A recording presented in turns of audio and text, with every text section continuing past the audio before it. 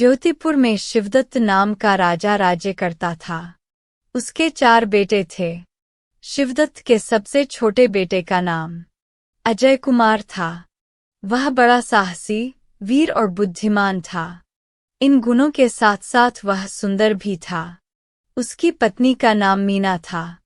वह भी रूपवान एवं गुणवान थी। अजय और मीना में काफी प्रेम था। मीना अपने पति के बगैर एक पल भी नहीं रह सकती थी। एक बार राजकुमार अजय अपने मित्र तथा कुछ सैनिकों के साथ जंगल में शिकार खेलने गया। वहां उन दोनों को एक बहुत ही सुंदर व मोटा ताजा हिरण दिखाई दिया। उसे देखकर दोनों मित्रों ने अपने घोड़े उस हिरण के पीछे दौड़ाए। वह हिरण भी दोनों राजकुमारों को देखकर अपने प्राण बचाने के लिए जंगल में बहुत दूर निकल गया। राजकुमार का मित्र, जिसका नाम अक्षय था, वह तो रुक गया, मगर राजकुमार उस हिरण के पीछे घोड़ा दौड़ाता ही रहा। मगर काफी प्रयास के बाद भी हिरण हाथ नहीं लगा। राजकुमार थक गया। उसे प्यास और गर्मी सताने लगी, इसलिए वह एक तालाब के निकट बैठकर मुंह हाथ धोकर जल पीना ही चाहता था कि एक पक्षी ने उस पर हमला कर दिया। राजकुमार ने क्रोधित होकर धनुष बाण से पक्षी को निशाना बनाना चाहा, परंतु वह पक्षी उड़ गया। राजकुमार ने पक्षी को काफी बुरा भला कहा। फिर कुछ देर बाद सामान्य होकर ठंडा पानी पिया और हाथ मुंह धोकर घोड़े पर सवार होकर आसपास के क्षेत्र में टहलने लगा। वह थोड़ा आगे चला तो उसने देखा कि वहां एक बड़ा मनोहारी बाग है और उसके चारों ओर रंगीन दीवार खिंची हुई है। राजकुमार अपने घोड़े को बाग के दरवाजे पर बांधकर बाग के भीतर सैर करने लगा। वहां उसे पेड़ों की ओट से कुछ स्त्रियों के बोलने की आवाजें सुनाई दे रही थीं। थोड़ी दूर जाकर देखा कि मखमली घास पर 3 स्त्रियां फूलों की कलियां हाथ में लेकर टहल रही हैं। वे स्त्रियां इतनी सुंदर थीं कि उनके रूप को देखकर राजकुमार उन पर मोहित होकर अपने होशोहवास खोने लगा, परंतु वह हिम्मत बांधकर खड़ा रहा। राजकुमार अपने मन में कहने लगा, ये स्त्रियां इतनी सुंदर हैं कि राजा के निवास में भी इतनी सुंदर स्त्रियां नहीं होंगी। इन तीनों में से बीच वाली तो मानो साक्षात कामदेव की पत्नी लगती है। ऐसी रूपवान स्त्री मैंने आज तक नहीं देखी। यह देवकन्या है या अप्सरा, इसका भेद अवश्य जानना चाहिए।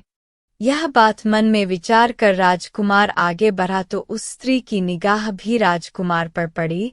जब उन दोनों की नजरें चार हुईं तो वह भी राजकुमार पर मोहित हो गई, परंतु लज्जावश सखियों का साथ छोड़कर दूसरी ओर चली गई और चंपा की ओर से राजकुमार को देख सखियों से कहने लगी, देखो तो सही, सूर्य के समान तेजवान तथा कामदेव के समान रूपवान वह पुरुष कौन है जो यहाँ आया है।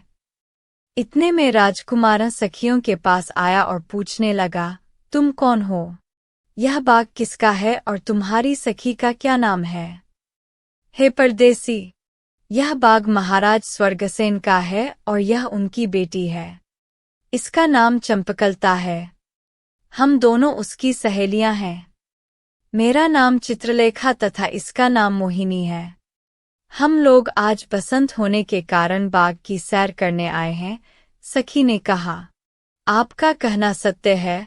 जैसा आपकी सखी का नाम है, वैसी ही रूपवान व गुणवान वह स्वयं है। राजकुमार चंपकलता की प्रशंसा करने लगा। राजकुमार यह कह ही रहा था कि इतने में चंपकलता ने चित्रलेखा और मोहिनी को पुकारा, सखियों, यहाँ आओ, देखो यह पापी भंवरा मुझे सता रहा है। चमेली और मालती के फूलों को छोड़कर मेरे ही मुख पर बैठता है। इसको बहुत भगाती हूँ, पर यह नहीं भागता। आओ इससे कहीं दूर चलें। ऐसा कहकर चंपकलता दूसरी क्यारी में खड़ी हो गई। तब वहां भी भंवरों के झुंड उड़ने लगे। चंपकलता अपनी सखियों से कहने लगी, देखो सखी, यहाँ भी इन बेईमान भंवरों ने मेरा पीछा नहीं छोड़ा। यह कहकर वह वहां से भी चल दी, परंतु भंवरों ने तब भी उसका पीछा नहीं छोड़ा और उसके आसपास मंडराने लगे। तब चंपकलता अपनी सखियों से कहने लगी, हे प्यारी सखियों, मुझे इन पापी भंवरों से बचा लो। तब सखियों ने उन्हें बहुत उड़ाया, मगर भंवरे कब मानते हैं। खूबसूरती पर तो भंवरे मंडराते ही हैं। लाचार होकर चंपकलता वहां से चलने को हुई तो वह राजकुमार क्यारी से भंवरे उड़ाने लगा और बोला, हे राजकुमारी, अब तुम किसी बात की चिंता न करो, तुम्हारी रक्षा के लिए मैं हाजिर हूँ, क्योंकि राजाओं का धर्म है कि वह भयभीत की रक्षा करें। चंपकलता शर्माकर चंपा के पेड़ के पीछे चली गई। हे राजकुमारी, आप अलग क्यों चली गईं? देखो, यह भी कोई राजकुमार हैं, इनका अनादर नहीं करना चाहिए। यह देखकर चित्रलेखा बोली। सखियों की बात सुनकर चंपकलता ने इशारे से कहा कि अच्छा, इन्हें यहाँ बुलाओ। चित्रलेखा राजकुमार से बोली, आओ मुसाफिर, तुम यहाँ आओ और कुछ जलपान करो। तब राजकुमार बोला, हमारा हृदय तो आपके मीठे वचनों से ही ठंडा ही रहा है तथा आपके दीदार से हमारा पेट भरा जा रहा है। लेकिन चित्रलेखा ने बड़े आदर से गलीचे बिछाकर राजकुमार को आदर सहित बैठाया। राजकुमार ने कहा, आप लोग भी बैठे। जब वे सब बैठ गईं तो चित्रलेखा बोली, आपका देश कहाँ है? उसका क्या नाम है तथा आपका क्या नाम है और आपका यहाँ किस कारण से आना हुआ? तब राजकुमार ने उन्हें अपने बारे में सब कुछ बता दिया और उनसे कहा, अब आप अपनी राजकुमारी के विषय में कुछ बताएं। तब चित्रलेखा बोली, यह राजा स्वर्गसेन की बेटी है। राजा इनका विवाह अभी नहीं करना चाहते। तुम्हारी सखी ने ऐसा कौन सा अपराध किया है जो इनके पिता इनका विवाह नहीं करते? राजकुमार ने अधीर होकर पूछा। तब चित्रलेखा ने बताया, इनके पिता के पास एक नारंगी के समान मोती है। वह कहते हैं कि जो व्यक्ति इस मोती का जोड़ा लाकर देगा, मैं उसी से अपनी बेटी का विवाह करूंगा। यह बात सुनकर राजकुमार कई आए और उसकी खोज में गए, परंतु आज तक उनका कोई पता नहीं चला कि वे कहाँ गायब हो गए। इसीलिए अब तक इनका विवाह नहीं हुआ। चित्रलेखा और राजकुमार बातें कर रहे थे। उधर चंपकलता उस पर मोहित होकर अपनी अन्य सखियों से कहने लगी, हे सखियों, शाम का समय हो गया है, अब महल को चलो, क्योंकि यदि पिताजी ने विलंब से लौटने का कारण पूछा तो हम क्या जवाब देंगे। ऐसा कहकर वे चलने को तैयार हो गईं। राजकुमार उसके विरह में निराश होकर पृथ्वी पर गिर पड़ा और लंबी लंबी सांसें लेने लगा। राजकुमार चंपकलता के वियोग में तड़पने लगा और लगभग बेहोश अवस्था में वहां पड़ा रहा। उधर राजकुमार का मित्र, जो उससे बिछड़ गया था, उसे तलाश करता हुआ सिपाहियों के साथ वहां आ पहुंचा। राजकुमार की यह दशा देखकर उसके मित्र ने उस पर पानी के कुछ छाट डाला। जब राजकुमार को होश आया तब अक्षय ने उससे पूछा, तुम्हारी यह हालत किस प्रकार हुई? मैं एक स्त्री पर दिलोजान से फिदा हो गया हूँ। अब उसके बिना मेरा जीना असंभव है। मित्र, राजकुमार ने विलाप करते हुए कहा और ठंडी आहें भरने लगा। मित्र राजकुमार से कहने लगा, तुम अपना सारा हाल मुझसे कहो। वह स्त्री कौन है जिस पर तुम मोहित हुए हो? देखो, परमेश्वर ने तुम्हें एक चंद्रकांता के समान सुंदर पत्नी दी है। उसके समान सुंदर संसार में कोई स्त्री नहीं है। फिर ऐसी स्त्री को छोड़कर दूसरी स्त्री पर क्यों मोहित हो रहे हो? यह अच्छी बात नहीं है, क्योंकि राजाओं का यह धर्म नहीं होता। मित्र की बात सुनकर राजकुमार बोला, हे मित्र, आप भी केवल तभी तक चतुर और वीर हैं जब तक चंपकलता के नैनों की धार आपके कलेजे तक नहीं पहुंची। यदि आपके हृदय में उसके नैनों के तीर पहुंचते तो आप मुझसे अधिक व्याकुल होकर जंगल में भटकते फिरते। तब वह मित्र बोला, हे मित्र, क्या वह ऐसी देवकन्या या इंद्र की अप्सरा है जो आप उसे देखकर ऐसे अधीर हो रहे हैं? राजकुमार बोला, हे मित्र, मैं उसकी सुंदरता का कहाँ तक वर्णन करूं? पूरी बात सुनकर मित्र ने कहा, हे मित्र, अब मैंने आपके कहने से जान लिया है कि वह स्त्री कोई देवकन्या थी। वह आपको छलने के लिए आई थी। आप उसके जाल को नहीं जान पाए। खैर, यह भी अच्छा हुआ कि आपको वह उड़ा नहीं ले गई, वरना अगर हम सारे मुल्क की खाक छानते तो भी आपको नहीं पा सकते थे। इस पर राजकुमार बोला, हे मित्र, वह देव कन्या नहीं थी। वह इस राज्य के राजा स्वर्गसेन की बेटी थी और उस राजा के पास नारंगी के समान एक मोती है। उसका प्रण यह है कि जो कोई उस मोती के समान दूसरा मोती लाकर देगा, वह उसी के साथ अपनी कन्या का विवाह करेगा। उस मोती की तलाश में बहुत से राजकुमार गए, लेकिन अब तक उनका कुछ पता नहीं लग पाया। उसकी सखियों से यह बात सुनकर मैं बड़ा व्याकुल हूँ, क्योंकि न तो वैसा मोती मिलेगा और न हम चंपकलता को प्राप्त कर सकेंगे। यदि आप उस पर ऐसे आशिक हैं तो मैं उस मोती को लाने का उपाय करूंगा। आप धीरज रखिए। मित्र ने यह कहकर सिपाहियों को ज्योतिपुर शहर को रवाना कर दिया और स्वयं वे दोनों मित्र उसी बाग में ठहरे। तभी उस बाग की मालिन वहां आ गई। इनको देखते ही मालिन उन पर बिगड़ पड़ी। अक्षय ने अपनी जेब से 5 अशर्फियां निकालकर उसे दी और कहा, हमको 1 मास यहाँ रहने दो, हम तुम्हें खुश कर देंगे। अशर्फियां देखकर मालिन खुश हो गई और अपने मकान में एक कोठरी उन्हें रहने को दे दी। अब राजकुमारी चंपकलता का हाल तुझसे कहती हूँ। जब से राजकुमार को छोड़कर वह महल में आई थी, तब से खाना पीना और सोना छोड़ दिया। यह देखकर चित्रलेखा बोली, हे प्यारी, बिन जाने पहचाने एक परदेसी पर कोई भी ऐसे मोहित नहीं होता, न जाने वह कौन है। हे सखी, जब से मैंने बांकी अदा वाले उस कामदेव के समान सुंदर राजकुमार को देखा है, तब से यह नैन उसकी मोहिनी छवि के प्यासे हैं और मन उसकी सूरत भुलाए नहीं भूलता। इसलिए हे सखी, उसे देखे बगैर मुझे चैन नहीं मिलेगा। यह सुनकर चित्रलेखा बोली, हे प्यारी, तुम नादान हो, एक अनजान युवक पर मोहित हो गई हो। अगर इस बात को कोई सुनेगा कि राजा की बेटी एक अनजान परदेसी पर मोहित है, और अगर आपके पिता को यह हाल पता लगेगा, तो हम दोनों को तो बेड़ा ही गर्क हो जाएगा। देखो, आपका मुख कैसा मलिन हो रहा है। आथ मेरा कहना मानो और इस रंज से दूर रहो। हे प्यारी चंपकलता, देखो आपका रूप रंग एक दिन में ही कैसा हो गया। मेरी मानो तो उसका ख्याल अपने मन से निकाल दो। लेकिन राजकुमारी को इस वक्त अपनी सखी की कोई भी बात अच्छी नहीं लग रही थी। उसकी आंखों के सामने तो बस वही नौयुवक घूम रहा था। तभी उसकी दूसरी सखी मोहिनी वहां आ गई। चंपकलता ने उसे देखते ही तड़प कर पूछा, वह राजकुमार कहाँ है जिन्होंने मेरे मन को चुराकर मेरी ऐसी गति कर दी। यह बात सुनकर मोहिनी कहने लगी, उसकी हालत तुमसे क्या कहूँ, कहने से कलेजा फटता है, परंतु तुम पूछती हो तो कहती हूँ, वह भी तुम्हारे लिए बिन पानी की मछली की तरह तड़प रहा है। मैंने उसे बहुत समझाया, परंतु उसके मन में एक न आई। जब मैं वहां से आपके पास आने लगी तो उसने यह पत्र लिखकर दिया और कहा कि यह अपनी सखी चंपकलता को दे देना। यह वचन और उस पत्र को पढ़कर चंपकलता मूर्छित खाकर गिर पड़ी।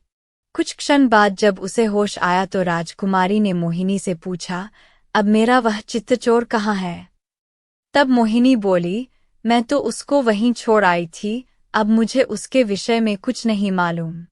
हताश चंपकलता ने कहा, अब उनकी तलाश करके उन्हें यह पत्र देना।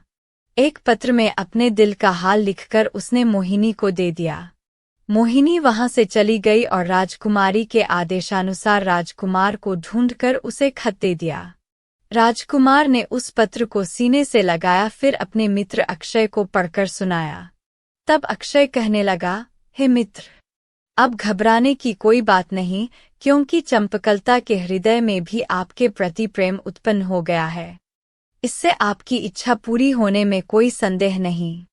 परंतु आप भी इस पत्र का उत्तर अपनी प्रेमिका को लिखें। तब राजकुमार ने अपने दिल की हर बात उस खत में लिख दी और अपना यह प्रेम पत्र मोहिनी को देते हुए कहा, मेरी प्यारी को यह पत्र दे देना। अब मैं थोड़ा सा चंपकलता की दशा का वर्णन करती हूँ।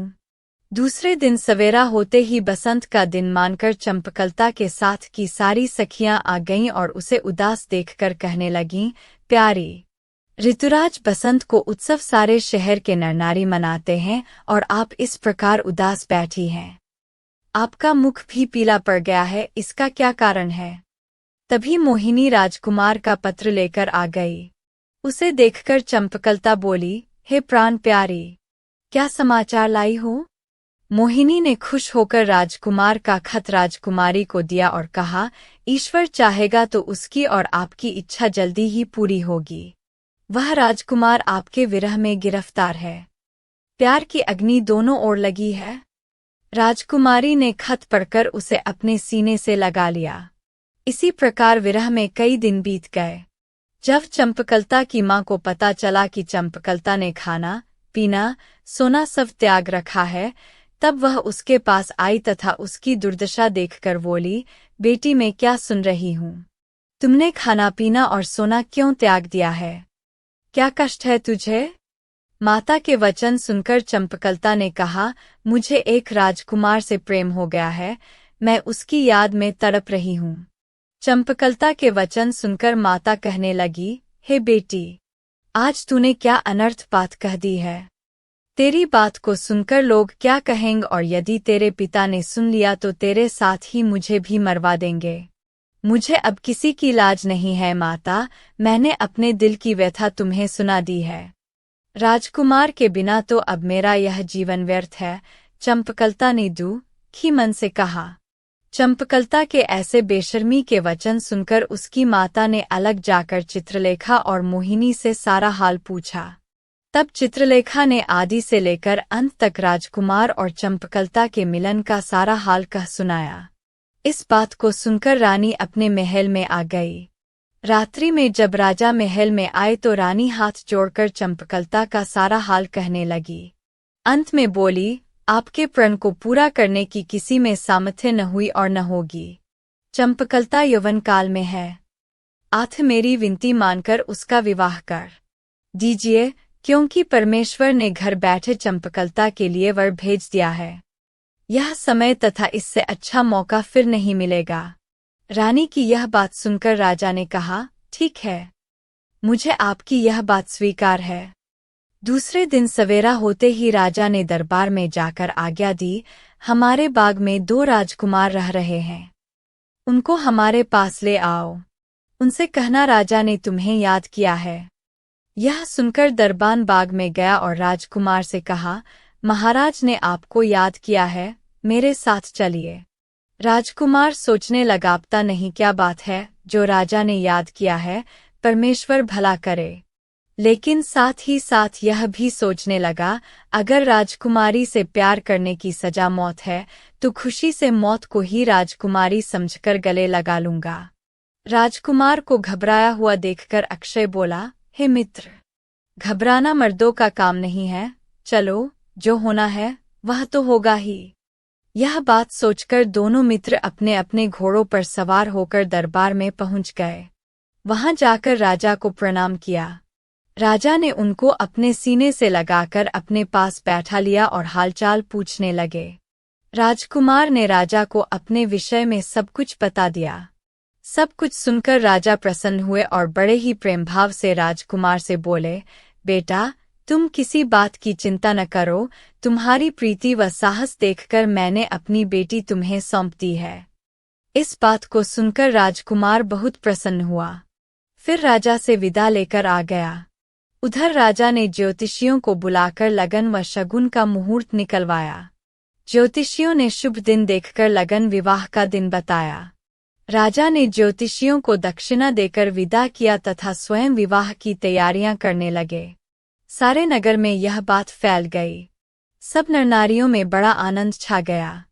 जब लगन का दिन आया तब राजा ने हाथी, घोड़े, वस्त्र तथा बहुत सा धन आदि लगन में भेजा और शहर में नगाड़ा बजवा दिया कि सब नरनारी रंगीन वस्त्र पहने, यदि कोई सफेद वस्त्र पहने दिखाई देगा तो उसे दंड मिलेगा। हर तरफ रंग ही रंग नजर आने लगे। जगह जगह गुलाल उड़ने लगे।